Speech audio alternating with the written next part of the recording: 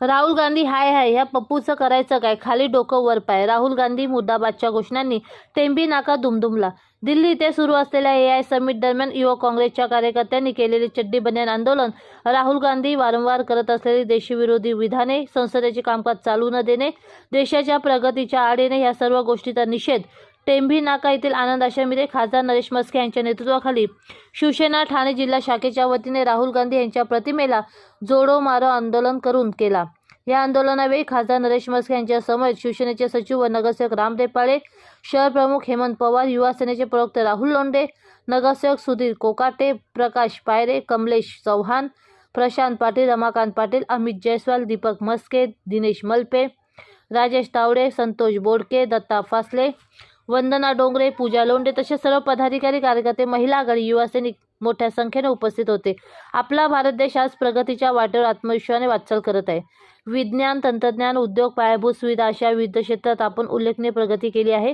संपूर्ण जग आज भारताकडे एक प्रेरणा म्हणून बघत आहे। पंतप्रधान नरेंद्र मोदी यांच्या नेतृत्वाखाली विकासाला गती देणारे अनेक महत्त्वाकांक्षी उपक्रम आणि प्रकल्प देशभर राबवले जात आहे। याच पार्श्वभूमीवर काल दिल्लीमध्ये आयोजित करण्यात आलेल्या जगातील सर्वात मोठ्या AI समिटमध्ये तब्बल 180 देशातील प्रतिनिधी, जागतिक तंत्रज्ञान क्षेत्रातील दिग्गज आणि उद्योग विश्वातील मान्यवर उपस्थित होते।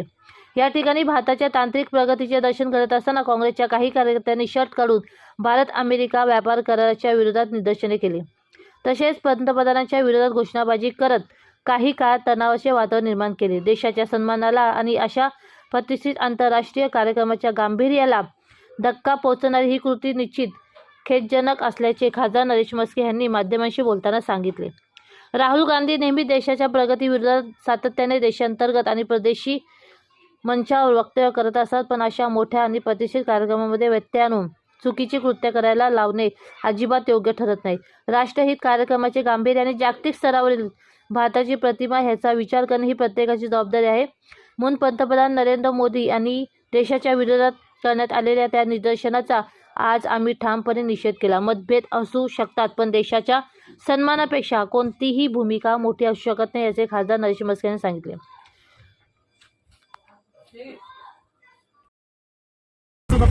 राहुल गांधी यांच्या नेतृत्वाखाली काँग्रेस पक्ष देशाच्या प्रगतीच्या विरोधात वागत आहे।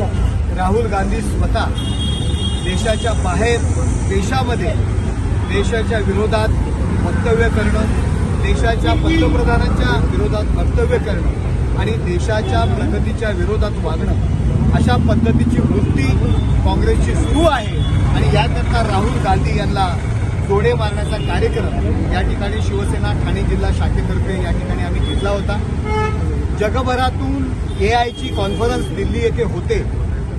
देशाची प्रगती त्या ठिकाणी लोकांसमोर आपण आणतोय। देशभरातील प्रतिनिधी आपल्या देशाची प्रगती AI टेक्नॉलॉजी पाहायला आलेले आहेत, त्यांच्या टेक्नॉलॉजीचं प्रदर्शन त्या ठिकाणी करायला आलेले आहे। हा देशाचा सन्मान आहे, परंतु राहुल गांधी यांच्या नेतृत्वाखाली युवक काँग्रेसचे पदाधिकारी त्या ठिकाणी चड्डी बनियांवरती निषेध करतात आपल्या देशाचा। हा देशाचा अपमान आहे आणि देशविरोधक, देशघातक अशा ह्या कारवाया आहेत। आमची मागणी आहे देशद्रोहाचा गुन्हा या सगळ्या लोकांवर दाखल करावा आणि त्याचबरोबर राहुल गांधी यांच्यावर सुद्धा देशद्रोहाचा गुन्हा दाखल करावा। देशविरोधी कारवाया त्या ठिकाणी ते करतायत, पाकिस्तानची भाषा बोलतायत। काँग्रेस ही देशातून हद्दपार होण्याच्या स्थितीवर आलेली आहे, त्याकडे लक्ष न देता केवळ नरेंद्र मोदी यांची बदनामी करणे, देशाची बदनामी करणे हे राहुल गांधीचं काम चाललेलं आहे। त्याचा निषेध या ठिकाणी आम्ही केलेला आहे। आज देखील भिवंडीमध्ये राहुल गांधी होते आणि RSSच्या संदर्भात त्यांनी वक्तव्य केले, त्याचा देखील निषेध आज या ठिकाणी। हे बघा, राष्ट्रीय स्वयंसेवक संघ या देशामध्ये खूप चांगलं काम करतोय, परंतु केवळ त्यांना धार्मिक गोष्टीमध्ये अडकवण्याचे प्रयत्न, त्यांना बदनामी करण्याचा प्रयत्न आणि काही विशिष्ट धर्मीयांची मतं मिळवण्याकरता RSS वरती बाण सोडायचे आणि RSSची त्या ठिकाणी बुराई करायची हा एकमेव धंदा आता राहुल गांधी आणि काँग्रेसने केलेला आहे। त्यामुळे त्यांचा निषेध करणं गरजेचं आहे। काय वाटतं, कशा प्रकारची कारवाई झाली पाहिजे? देशद्रोहाचा गुन्हा दाखल करणं गरजेचं आहे आणि राहुल गांधी यांची खासदारकी सुद्धा रद्द करणं गरजेचं आहे। देशाच्या विरोधात देशाची बदनामी करणं याकरता देशाचं खासदार म्हणून राहण्यास त्यांची लायकी नाहीये. त्यामुळे त्यांची खासदारकी रद्द करावी आणि तशा पद्धतीचा ठराव सुद्धा आम्ही येणाऱ्या लोकसभेच्या अधिवेशनात आणू आणि त्यांच्यावर देशद्रोहाची कारवाई करणं गरजेचं आहे. मसूद जी, हिंदी में जाना चाहिए किस तरह राहुल गांधीला माझा एकच सल्ला असेल, आज ते भिवंडीत आलेले गाड्या आमच्या मेंटल हॉस्पिटलकडे वळवाव्या.